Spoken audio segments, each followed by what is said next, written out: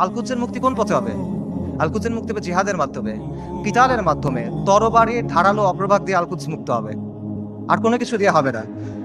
আল্লাহ আযজা ওয়া জাল কোরআনে বলছেন আল-কুদসের জন্য আপনার করণীয় কি?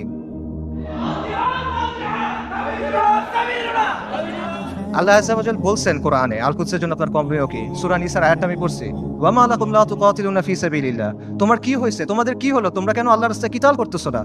এই জিনিসটা স্পষ্ট। আল্লাহ সুবহানাহু ওয়া তাআলা বলছেন ওয়া আইদু লাহুম মাসতাতাতুম মিন কুওয়া, তোমরা প্রস্তুত করো তাদের সে জিহাদের জন্য। আল্লাহ সুবহানাহু ওয়া তাআলা বলছেন ওয়া কাতিলুহুম হাত্তা লা তাকুনা ফিতনা, ওর সাথে কিতাল করো যতক্ষণ পর্যন্ত ফিতনা দূরীভূত না হয়। এটা স্পষ্ট।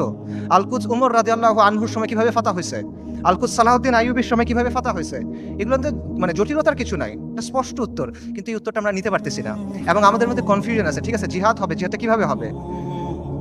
আপনি ফিলিস্তিনে গিয়ে জিহাদ শুরু করবেন নাকি? ওমর রাদিয়াল্লাহু আনহুর সময় কি ফিলিস্তিনে জিহাদ শুরু হয়েছিল নাকি ফিলিস্তিনে গিয়ে জিহাদ শেষ হয়েছিল? সালাহউদ্দিন আল আইয়ুবীর সময় জিহাদ কি ফিলিস্তিনের দরজায় শুরু হয়েছিল না জিহাদ ফিলিস্তিনের ভেতরে গিয়ে শেষ হয়েছিল? এই প্রশ্নগুলোর উত্তর সোজা। আপনি কি জিহাদ ফিলিস্তিনে গিয়ে শুরু করবেন নাকি জিহাদ করতে করতে করতে গিয়ে আল্লাহ একসময় আল-আকসাকে আমাদের হাতে দিবেন ইনশাআল্লাহ? এই প্রশ্নগুলোর উত্তর সোজা, কিন্তু আবারও ওই সহজ উত্তরটা আমরা নিতে পারি না, কারণ এই যে আমাদের পরাজিত মানসিকতা, এটা আমাদের আচ্ছন্ন করে রাখছে। এটার বাইরে আমরা বের হইতে পারতেছি না। আমাদের চিন্তার মধ্যে কিছু জট লেগে আছে। যখনই আমরা ক্লিয়ারলি একটা জায়গায় যেতে চাচ্ছি, ওই জটগুলোর জন্য আমরা কনক্লুশনে পৌঁছাতে পারতেছি না। সুফিদের একটা কথা আছে যে আপনি যখন কোনো গ্লাসে বিশুদ্ধ পানি দিবেন, তার আগে ওই গ্লাস থেকে ময়লা ফেলে দিতে হবে।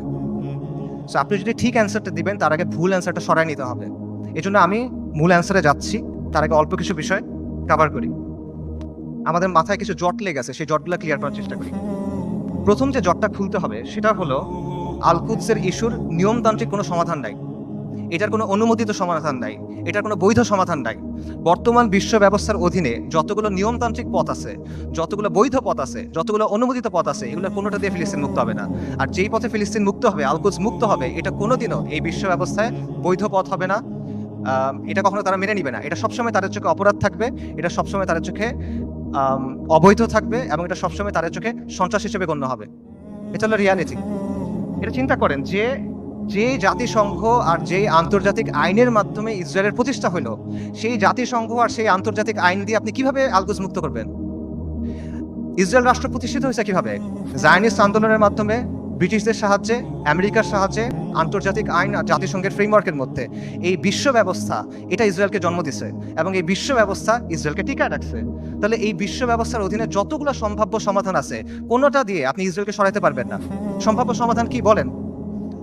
One state solution, two state solution. একটা রাষ্ট্র হবে, ইহুদি রাষ্ট্র, সেখানে সবাই থাকবে, অথবা একটা ইহুদি রাষ্ট্র, একটা ফিলিস্তিনি রাষ্ট্র। এই তো সলিউশন। দুই ক্ষেত্রে তো ইসরায়েল থাকতেছে, খালি সীমানার হেরফের হচ্ছে। কাজে এইভাবে আপনি যদি পুরো আল-কুদসকে মুক্ত করতে চান, আপনি বিশ্ব ব্যবস্থার অধীনে নিয়মতান্ত্রিক কোনো বৈধ পথ নাই, এটা স্পষ্টভাবে বুঝতে হবে। তথাকথিত আন্তর্জাতিক আইন, মানবাধিকার, এসব মেনে আপনি আল-কুদসকে মুক্ত করতে পারবেন না। এগুলো হলো আপনার জন্য বাধ্যতামূলক, ওদের জন্য অপশনাল।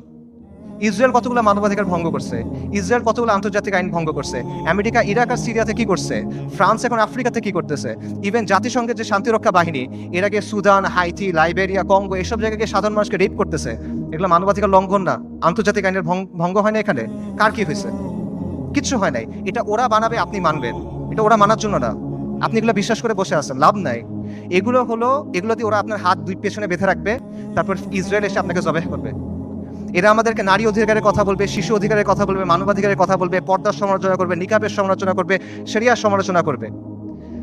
তারপর আমাদের বইয়ের মধ্যে এলজিবিটি ঢুকাবে। কিন্তু যখন লিটারেলি হাজার হাজার নারী, শিশু, বৃদ্ধ মারা যাচ্ছে, জেনোসাইড হচ্ছে, এথনিক ক্লেন্সিং হচ্ছে, তখন এরা এসে কি বলবে?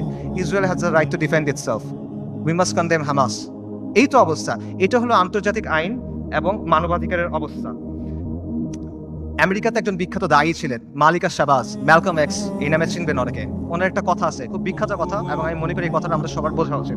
উনি বলছেন, we want freedom by any means necessary, we want justice by any means necessary, we will strike at injustice by any means necessary. অর্থাৎ মুক্তির জন্য, মর্যাদার জন্য, সম্মানের জন্য, অন্যায় বন্ধ করার জন্য যা যা করা প্রয়োজন তা সবই করতে হবে। সহজ। ম্যালকম এক্স আফ্রিকান আমেরিকান ছিলেন, পশ্চিমা বিশ্বের বাস্তবতা উনি খুব কাছ থেকে দেখছেন, এবং ওনার মধ্যে হীনমন্যতা ছিল না, জাতে ওঠার টেন্ডেন্সি ছিল না, ওনার এই চিন্তা ছিল না যে আমার কৈফিয়ত দিতে হবে। তাই উনি সহজ কথাটা সহজে বলে দিয়েছেন। তো এই কথাটা আপনারা বুঝতে হবে, যদি আপনি মুক্তি চান, যদি আপনি মাথা উঁচু করে বাঁচতে চান, তাহলে you have to get it by any means necessary. এটা মাথার মধ্যে গেঁথে নেন, এটা মনের মধ্যে খোদাই করে নেন যে আন্তর্জাতিক আইন, জাতিসংঘ, মানবাধিকার এগুলো মেনে কিয়ামত পর্যন্ত আপনি আল আকসাকে মুক্ত করতে পারবেন না।